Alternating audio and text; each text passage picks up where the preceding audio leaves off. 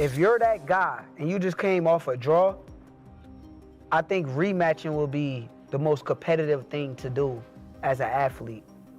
With the Jake Paul situation, is like, it's a money grab fight. Davis was in a bit of a hole, and he gets an opportunity to fight Jake Paul for $200 million or whatever. I don't mind it at all. As long as Gervonta Davis comes back to the world of boxing after he gets done with this, hey man, you got your money, no worries. The upcoming fight between Gervonta Tank Davis and Jake Paul has boxing fans buzzing, but not everyone is buying into the hype. Former champions and the sport's sharpest minds have weighed in, and the consensus is a mix of morbid curiosity and outright disgust. The reason? A colossal size difference that makes this one of the most unusual and risky pairings in recent memory. With merely 8 inches in height and a potential 70-pound weight advantage for Paul, this clash is being called everything from a joke to a disgrace. So, is this a legitimate super fight, or a cynical money grab that sacrifices the integrity of the sport for a quick payday? I don't get it. Yeah, this Santa Cruz right here, the desert. You can't let it burn, baby, let it burn. Mind over matter, son, mind over matter. This is the blues on. Ain't nobody doing no shit like this. Come in the desert. Trying to stay away from the desert. He come in the desert. The fight was officially announced just a week ago, shocking fans who had been expecting Davis to run it back with Lamont Roach Jr. after their controversial draw. Instead of settling a legitimate rivalry, Davis has pivoted to face Jake Paul in what promoters are bizarrely calling a hybrid contest, somewhere between an exhibition and a professional fight. That vague label has only added to the confusion, leaving everyone wondering what the rules will even look like when the bell rings. This isn't just a fight, it's a spectacle shrouded in mystery, and many believe it's a disaster waiting to happen. Bad for the sport of boxing. I mean, I feel like in Floyd and Tyson's situation is different than Jake Paul and Buddy. I feel like with Floyd and Tyson, it's like, okay, y'all deserve it. Y'all legends, y'all paid homage, y'all did the most for the sport of boxing already. So you deserve a big payday and be cool. I'm cool with it. I like it. But with Jake and Buddy, I feel like Buddy is a participate in the sport of boxing right now, and he just came off a draw his last fight. So if you're a real champion and top level guy that you say you are, which I think you are too, I think you're the truth. But if you're that guy and you just came off a draw, I think rematching will be the most competitive thing to do as an athlete. With the Jake Paul situation, is like, it's a money grab fight. So to me, it's like some WWE shit. Do you think it helps? Like, I mean, okay, so he gets this fight with Jake. His value goes up. No, it doesn't. You don't? It don't? Not in the sport of boxing. You don't think it may. The demand more because he's, you know, because when we looked at the was a Floyd and just hypothetical. You know, we speak hypotheticals at time, right? You go in there and that big ass nigga knock him the fuck out. I'm just saying hypothetical. Go in there and knock Tank the fuck out. That big ass nigga being Jake Paul. Yes. Okay, just one. Knock him the fuck out. Because he's bigger than him. Yeah. For one. By chance, it is a fight. I think the thing is with Buddy and Jake fight, I feel like it's two sides of me with it. Because from a competitive aspect and me being the mentality that I got, I feel as though I probably would have done a rematch. Yeah. But then from a business aspect, if I would have done the rematch and I did not win the fight, the Jake Paul fight will be a lot less money and a lot less lucrative. So, you think so? From a business aspect, I understand that anybody that with a business mind probably would have took that fight for as much money as it was. So I'm a realist. Like, I ain't gonna just bash, bro. No. On one side, you have Jake Paul, the YouTuber turned boxer who has continued to push forward with his career despite relentless criticism. He's racked up wins over a mix of former MMA stars and seasoned fighters, most recently scoring a unanimous decision over Julio Cesar Chavez Jr. He's been chasing big names, and now he's landed one of the biggest fish in the sport. His strategy has always been clear: take on the best, but make sure they spot you some serious pounds. Against Tank, he's getting his wish and then some. Jake Paul to beat Gervonta Davis. This is not a fight that I'm excited for at all. I would rather have Gervonta Davis fighting in a real boxing match against the likes of Lamont Roach, Shakur Stevenson, Keyshawn Davis, Emmanuel Navarrete, anybody that is in the 135-pound division and around. That's who I want to see Gervonta Davis fight. However, we live in a world where everybody is trying to do things as big as possible. And the biggest fights possible right now, unfortunately for the sport of boxing, is an exhibition fight between Jake Paul and Gervonta Davis. So I do like it for this reason, though. I like it because it is allowing Gervonta Davis to have a fight that is going to be big and that the mainstream media is going to have to cover, the mainstream media outside the world of boxing. Gervonta Davis has been, without a doubt, blocked, having venues blocked, having fighters, having other promoters paying fighters away to go different directions from Gervonta Davis. So Gervonta Davis was in a bit of a hole. And he gets an opportunity to fight Jake Paul for $200 million or whatever. I don't mind it at all. As long as Gervonta Davis comes back to the world of boxing after he gets done with this, hey man, you got your money, no worries. But you gotta love Dana White having the audacity to pick Jake Paul in this fight. But while Paul continues to chase marquee opponents, the boxing community has serious doubts about how this fight makes any sense. The weight discrepancy is the main issue, and it's a canyon-sized gap. Davis, who has dominated at lightweight, has never weighed much more than 135 pounds for a professional contest. Compare that to Jake Paul, who has consistently fought near 200 pounds, and the gulf is obvious. This isn't just a weight class difference, it's a different species of fighter. I think Davis is more to lose because he's the bona fide world champion. I don't care if he's much smaller. I think Jake Paul has sort of plateaued as far as where his boxing is concerned. It's rather low level. Yeah. He's big, he's physical, he's strong, he can hit. So there is that risk. Davis, at lightweight, you're in a moment where it's too physical for you. You can clinch. Against the heavyweight, where you clinching? You ain't getting out of that corner just clinching anymore if you run out of space. You know what I mean? So it's interesting. But Davis, listen, there's a lot of talking points that I'm sure we'll get into when this gets closer to the fight. Davis can still punch at lightweight. Can he drop a heavyweight? There's a lot to gain there, right? If Davis knocks the answer is yes. If Davis drops Jake on his ass, as much as Davis is the one with more to lose, it's still a highlight moment. A visual that will stay forever. Yeah. But if you get dropped, even if you're smaller, you're still a world champion, multiple weight classes. If you get dropped, what's the look? What's the feel?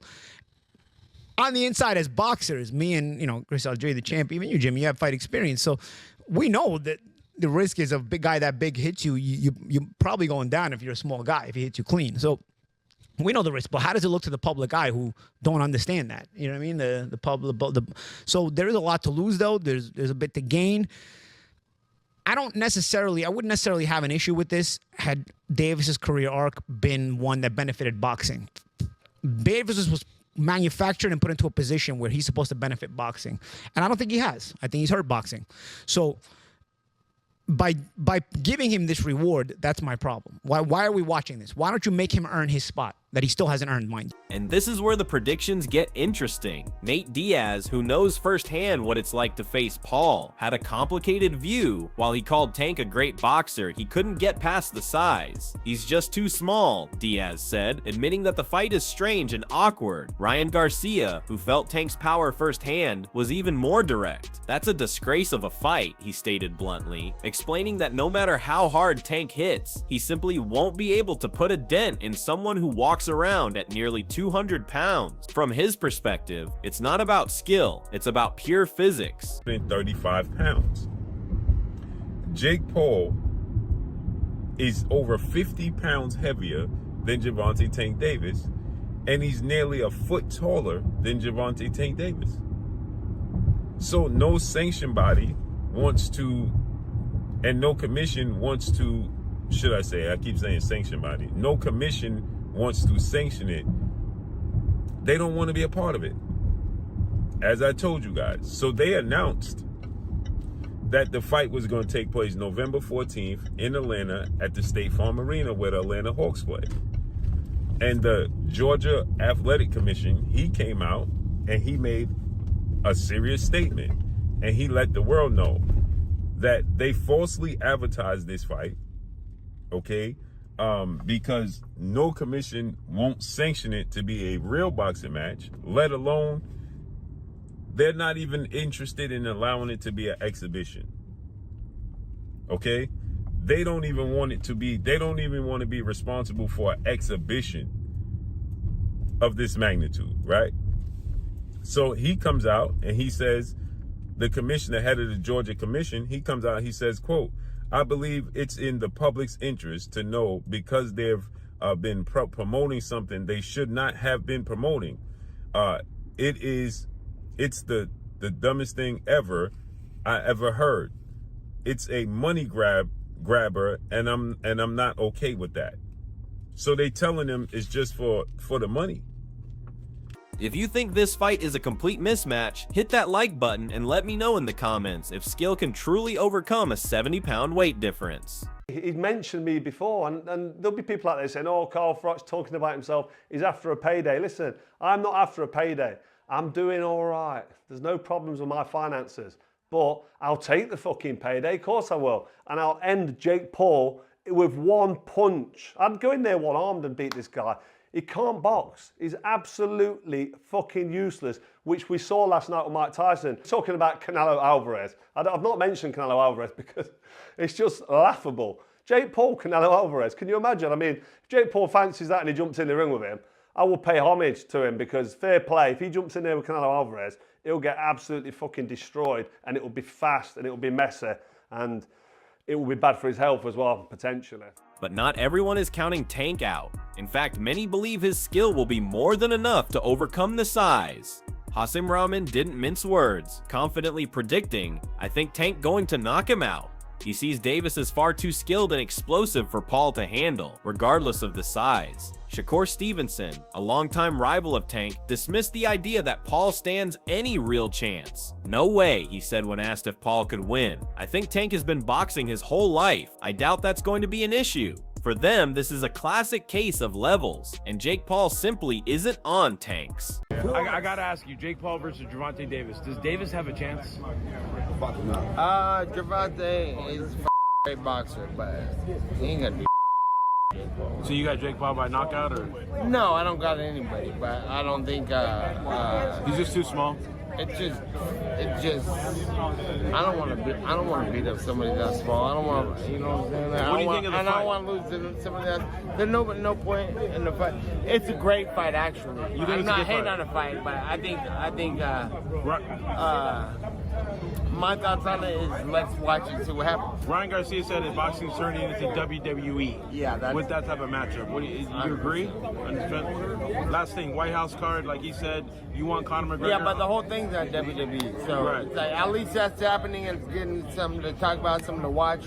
And I'm looking forward to that fight, actually. Mikey Garcia, a 4-division world champion, echoed that sentiment. In his eyes, the size gap won't be the deciding factor because he doesn't rate Paul as a high-level fighter. If it was a real high-level contender, then the bigger man will win, Garcia explained. But Jake is not at that level. I think Tank has the power, the experience, and the IQ. He's going to win. Robert Garcia, one of the top trainers in the sport, agreed, predicting that Tank will hurt Paul badly. Holy shit, Jake Paul versus Tank Davis is actually happening. What the f is going on? I guess Tank is going broke because that's the only justifiable reason you ruin your legacy against a guy like Jake Paul. And yes, I do think Jake Paul is going to win. Tank Davis is a much better boxer and has crazy power, but he's 5'5", 130. That power is not going to carry over against someone who is 6'1", 210. And it's not like Jake is bad. Yes, his fights are boring. He says he's going to step in the ring and sleep his opponents, but the only people who end up sleeping are the audience. Mike Tyson fight. But at the end of the day, he's a big guy with power who is training boxing full time, and he has beaten some legitimate competition. Woodley, Nate Diaz, Anderson Silva, Mike Perry had a competitive fight with Tommy Fury. But it's crazy how particular Jake has to be when selecting his opponents. They have to have enough clout to be interesting, enough skill to be taken seriously as a threat, but at the same time have clear weaknesses and disadvantages that Jake and his team can exploit to win. Now that he's fighting an elite boxer, he has to fight someone 7 weight classes down. I mean, Tank could win if he makes Jake do a very aggressive weight cut, but I just don't see that happening. I got Jake by 3rd round TKO. He should put me on the co-main event and allow me to fight Francis Ngannou. That would be an easy first round knockout for myself. And that brings us to the most cynical and perhaps most realistic take on this entire affair. It's all just a money grab. The reported purses are astronomical, with some claiming Tank is set to make a staggering $200 million, a number so high that many in the industry are calling it bull. But even a fraction of that would be a life-changing payday, and that's what this fight really seems to be about. As Chael Sonnen put it, the Paul brothers' idea from day one was to take on the best, but only if they were spotted a massive weight advantage. Boxing has never been able to stand its ground, and this fight is the ultimate example. So breaking news, Jake Paul will be taking on Tank Davis in an exhibition on November 15th in Atlanta, Georgia, live on Netflix. And this is crazy for multiple reasons. One, they have a huge size difference. Tank Davis, he's a lightweight, normally fights at 135 pounds. And Jake Paul, he's a cruiserweight, usually fights at 200 pounds. So there's a good 60 to 65 pound difference here. It could also mean that Tank Davis is no longer interested in competing for titles anymore and is cashing out of boxing. You know, there's been a lot of talks that Tank is nearing retirement this year, and he was supposed to rematch Lamont Roach after their first fight went to a draw. But instead of chasing the Roach rematch, instead he takes the Jake Paul fight for money. So maybe this is Tank's last, or one of his last fights. And same for Jake Paul. He just got ranked number 14 at cruiserweight after beating Julio Cesar Chavez Jr. So he's supposed to be fighting other ranked contenders or top guys at cruiserweight. But instead, he's taking a money fight. But I do expect these two to go after each other. Even though it is an exhibition, I don't think it'll just be some boring sparring match. I do think they'll try a decent amount. But Tank, obviously, is a lot more skilled. Jake, he has a lot more size. But you guys let me know who you got. Sean Porter broke it down in even more detail, explaining that this isn't like Terrence Crawford moving up to fight Canelo. Crawford at least walks around at a weight close to his bigger opponent. Davis, on the other hand, might walk around at 150 pounds on a good day, while Paul is a legitimate 200 pounder for Porter. That makes this fight fundamentally different and dangerously mismatched.